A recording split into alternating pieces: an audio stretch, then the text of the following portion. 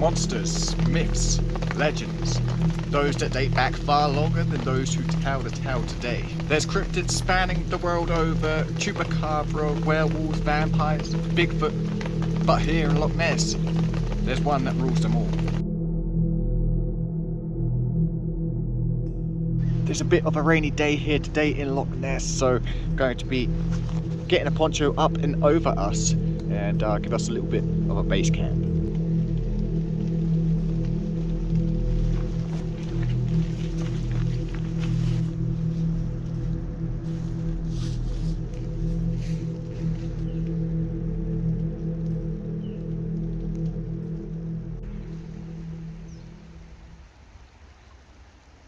Welcome to our solo overnight here on the banks of the famous Loch Ness. Our camp here coincides with the quest, and if you're unfamiliar with the event, it's the largest surface watch of Loch Ness in over 50 years, spanning over this weekend. So there are people gathered at various different points around Loch Ness in an effort to spot the monster. There's also hydrophones being used and thermal imaging drones, so pretty high-tech stuff. So we will be doing our part here on the banks of the loch, and maybe, just maybe, we'll spot the monster.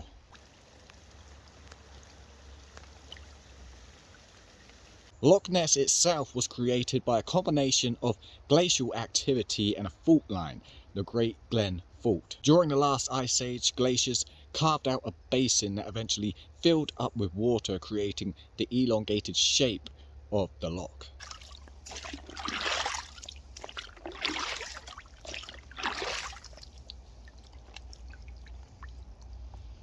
So you can see the staining of the water here, and that's the result of the substances of the peaty soils that run off from the hills with the rainwater. And with these substances in the water, not a lot of sunlight can penetrate through it, which make it extremely dark waters.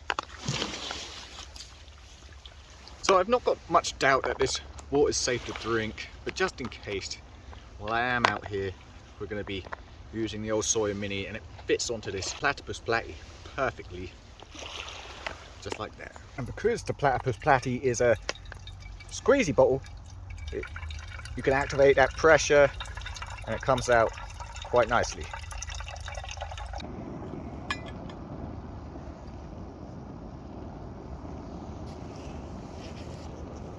So there's a few reasons why we may not see Nessie today, and one of those reasons is linked to the theory that Loch Ness has a cave system within it, and tunnels that lead out to other lochs and even into the North Sea.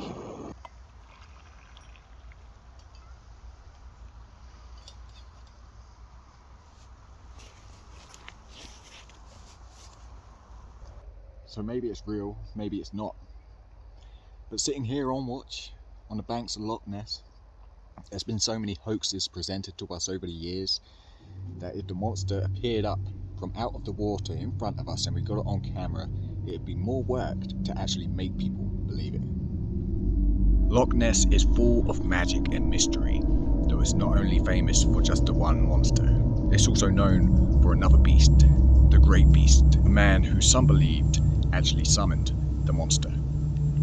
Aleister Crowley intended to perform what he termed the great operation of sacred magic of Abramelin the Mage. And to perform it meant finding an abode that fitted the requirements perfectly to perform the ritual. In Crowley's words, there should be a door opening from the north to the room of which you make your oratory. Outside this door, you construct a terrace covered with fine river sand. This ends in a lodge where the spirits may congregate. It would appear the most simplest thing in the world for a man with £40,000 who is ready to spend every penny of it on the achievement of his purpose, to find a suitable house in a very few weeks. But a magical house is as hard to find as a magical book to publish. I scoured the country in vain.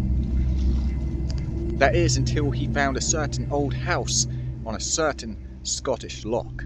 On the opposite side of the loch to us, on the east side, sits a house, Boleskine House, once owned by the occultist Aleister Crowley. Now, some theorise that Crowley made the Loch Ness monster when he failed to complete a magic ritual at Boleskine House, as his failure was said to have unleashed a demon. Now, Alaskan House has burned down a total of 3 times since being built. Coincidence or the work of dark forces?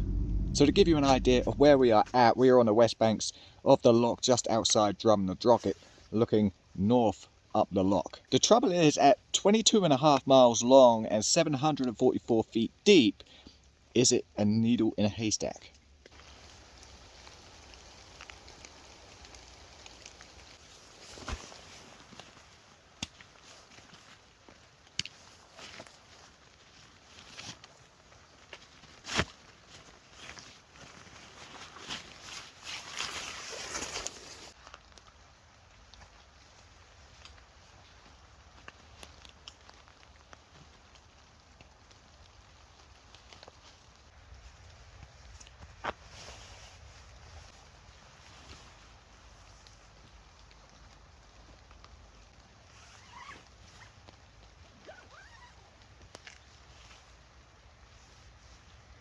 So check this out. This is where looks can be deceiving. And when it comes time around dusk, your eyes can really start playing tricks on you. So check this out.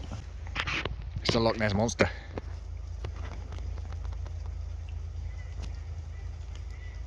It's not, but it could be confused with that. I believe it's just a piece of, it's a log or something like that sticking out of the water. So yeah, always very important to remember your eyes can play tricks on you. Nightfall has approached on the loch now on a calm but drizzly night. It's pretty atmospheric.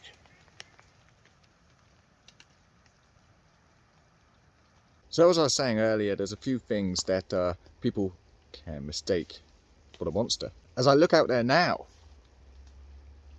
there's areas of the loch that are more still than the rest of it. Like there's real just flat patches and the rest is almost little ripples. So it's things like that that will have people questioning. I don't know what the answer is to those, but there's 4 of them that I can count right now. And yeah, unless there's more than one Loch Ness monster. It's probably not the Loch Ness monster.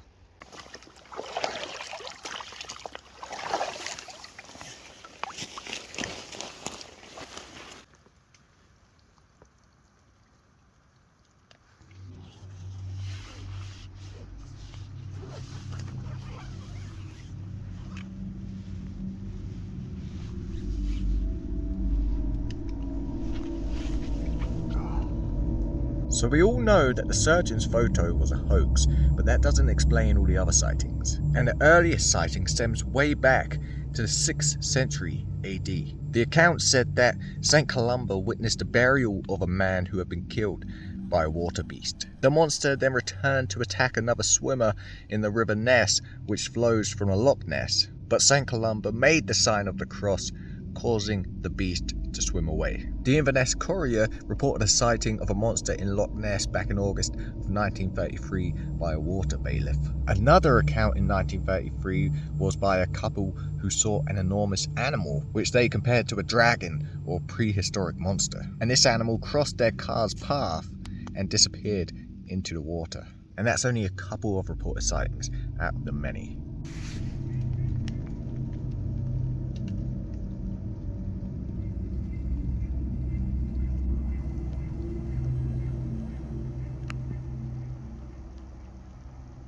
It was a quiet night on Loch Ness, no signs of the monster. But consider this, if you will. Loch Ness is a tourist destination. It brings in Scotland around £60 million a year.